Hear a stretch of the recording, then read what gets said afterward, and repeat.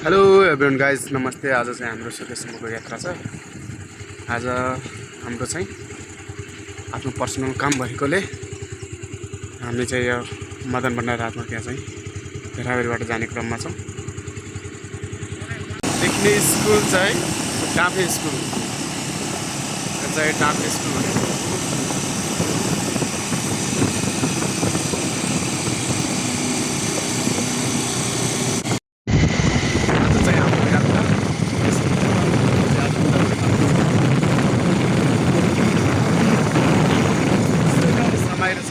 मौसम चाहिँ बहुत गर्मी छ।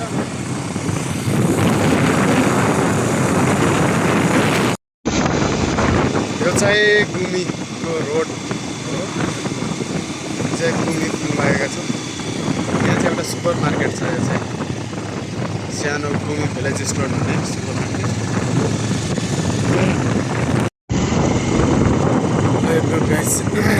यो चाहिँ दशरथपुर हो।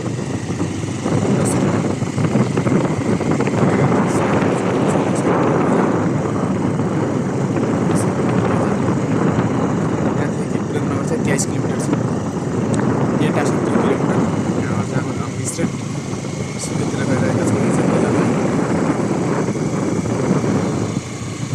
दशरथपुरको बजार। अब हामी यहाँदेखि लगभग 20-25 मिनटमा लगभग हामी सुकेत पुगिहाल्छौँ।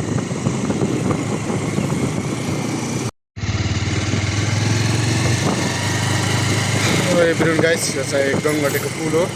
चाहिँ गङ्गटे बजार पुल।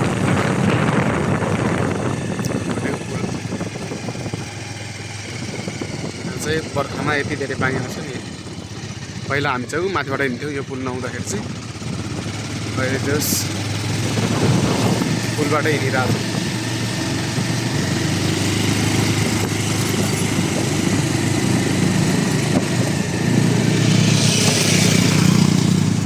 गङ्गटे बजारको चोक।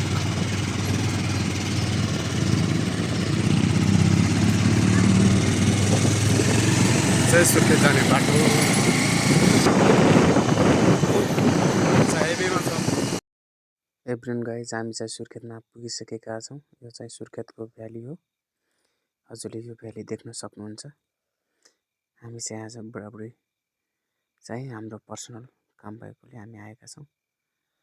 यस्तै हो गाइस, मौसम चाहिँ बहुत गर्मी छ, हजुरले देख्न सक्नुहुन्छ।